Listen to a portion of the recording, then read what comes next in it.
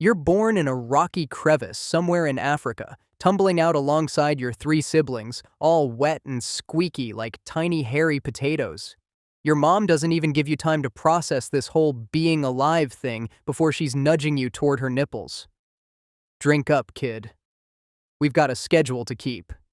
Welcome to life as a Hyrax, where you're basically a guinea pig that thinks it's a rhino. First day on the job, and you're already equipped with some bizarre features.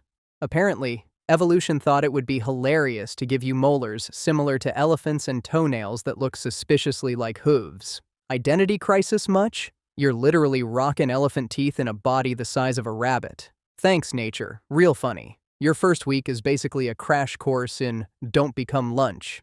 Mom takes you and your siblings out for a sunbathing session on the rocks, but it's really just an excuse to teach you how to freeze like you're playing the world's most intense game of red light, green light. See that eagle circling overhead?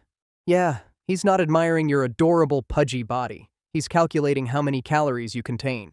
By 2 weeks old, you're already munching on plants alongside the adults, your tiny elephant-like molars grinding away at leaves and grasses.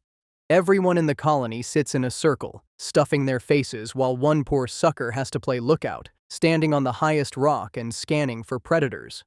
They call it sentinel duty, but really it's just the worst seat at dinner.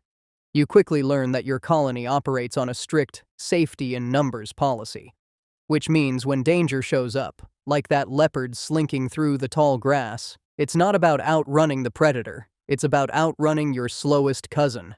Not to be harsh, but little Timmy over there with the gimpy leg is definitely not making it to next week. At least you've got some defense mechanisms, right? Wrong. Your main survival tactic is screaming like you're auditioning for a horror movie and running for the nearest rock crevice. Sometimes, if you're feeling particularly brave, you'll puff up your fur to look bigger. Yeah, that'll really intimidate the jackal. You went from snack-sized to appetizer-sized. Congrats. Your toilet training consists of learning to poop in a communal latrine because apparently Hyraxes are too fancy to just go anywhere. The whole colony uses the same spots, creating these massive poop piles that scientists actually study to track climate change. That's right, your bathroom habits are contributing to science. Feel special now? As you grow, you discover that your feet have this weird, sweaty gland that helps you stick to rocks like some discount Spider-Man. It's not exactly a superpower you'd brag about. Fear not, citizens. I can climb this slightly angled surface without slipping. Sometimes. Puberty hits around 2 years old, and suddenly all the males in the colony who aren't your dad start looking at you differently. But don't get too excited. Mating season is basically a rock concert where one male Hyrax gets all the groupies. He'll spend hours making these elaborate calls that sound like a broken toy combined with a rusty door hinge. Somehow, the ladies find this irresistible. Evolution has strange taste in music. If you're a male, good luck. You've got 2 options. Either become the colony's rock star singer and defend your status against every other male with musical aspirations, or join the Bachelor Hyrax Club where you'll spend your days plotting how to overthrow the lead singer while practicing your vocal exercises in secret. For females, life isn't much better. Once you're pregnant, you're stuck carrying as many as 4 babies for around 7 months. That's right. 7 months of pregnancy when you're only the size of a house cat. Then you give birth to these fully developed mini Hyraxes with open eyes and ready to rumble. No rest for you, though. They'll be nursing for the next 3 months while simultaneously learning how to chew your food and steal your sunbathing spot. Speaking of food, hope you like to multitask because eating requires constant vigilance. Take a bite. Lift your head, scan for predators. Take another bite, lift your head, scan again. It's like trying to enjoy a meal while watching a horror movie. You never know when the jump scare is coming, but you're pretty sure it involves talons or teeth. Your extended family isn't exactly the Brady Bunch either. Colonies can have up to 80 individuals, all competing for the best sleeping spots, the juiciest leaves, and the prime sunbathing real estate. It's basically a never-ending reality show where getting voted off the island means becoming eagle takeout. You spend about 95% of your day either eating or pooping, which doesn't leave much time for developing hobbies or pursuing higher education. The other 5% is divided between grooming, fighting with your siblings over who gets to sit next to mom, and practicing your freeze and pretend you're a rock technique. Water? Who needs it? Your body has evolved to extract most of your hydration needs from the plants you eat, which sounds great until you realize that during dry seasons, your diet consists of increasingly bitter, moisture-depleted vegetation that tastes like cardboard marinated in battery acid.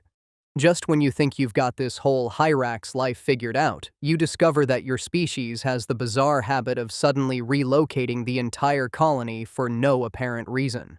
One day you're comfortably established in your rocky home, and the next, everyone's packing up like there's a massive sale at Rockmart across the valley. By the way, you produce these weird, waxy secretions that humans actually collect to make perfume. That's right. Some part of your body goo ends up in fancy bottles labeled Eau de something French, selling for hundreds of dollars. Do you get royalties? Of course not. You're too busy running from hyenas to hire a copyright lawyer. And just when you've survived to the ripe old age of 7, dodging eagles, outrunning leopards, and maintaining your position in the colony hierarchy, what's your reward? Arthritis. Your tiny body starts to betray you, those rock-climbing abilities deteriorate, and suddenly you're the slowest cousin when danger strikes. Oh look, there's a snake approaching. Wait, is that a mongoose? No, it's just your reflection in a puddle. False alarm. But that racing heart and the adrenaline spike has probably just shaved another month off your already short lifespan. Congratulations on living in a constant state of terror where even your own shadow can trigger cardiac arrest.